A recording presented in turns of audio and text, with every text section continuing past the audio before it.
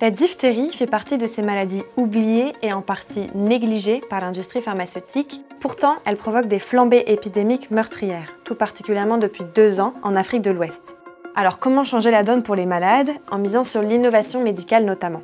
Allez, viens, je t'explique. Pour traiter la diphtérie, il faut administrer un antibiotique pour combattre la bactérie à l'origine de la maladie. Mais l'antibiotique n'empêche pas la bactérie de libérer une toxine qui tue les cellules du système respiratoire, ce qui peut entraîner la mort par asphyxie.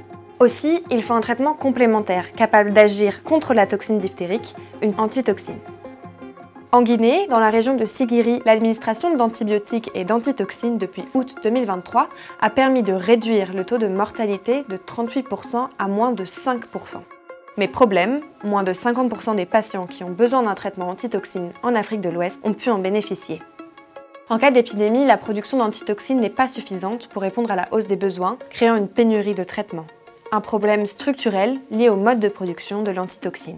D'une part, il existe très peu de producteurs d'antitoxines dans le monde. Pour l'instant, seulement 3 d'entre eux ont été validés par l'Organisation mondiale de la santé. D'autre part, c'est un processus de fabrication long et onéreux.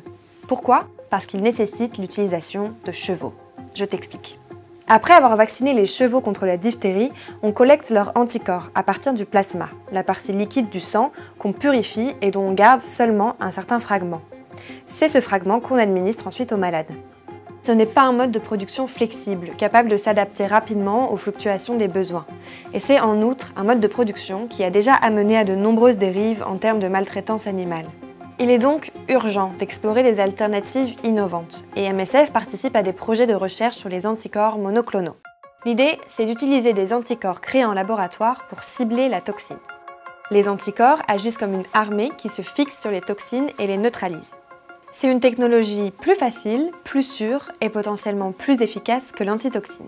On utilise par exemple des anticorps monoclonaux synthétiques depuis les années 90 dans la lutte contre le cancer et plus récemment contre la Covid-19. Pour la diphtérie, l'étude clinique de phase 1 chez les volontaires sains a démontré que le traitement est bien toléré. Il reste maintenant à l'évaluer chez les malades. Mais pour réellement enrayer la maladie, il faut passer par la vaccination. Mais là aussi, il y a pénurie quand surgissent des épidémies d'envergure. Et ça, je t'en parle dans ma prochaine vidéo.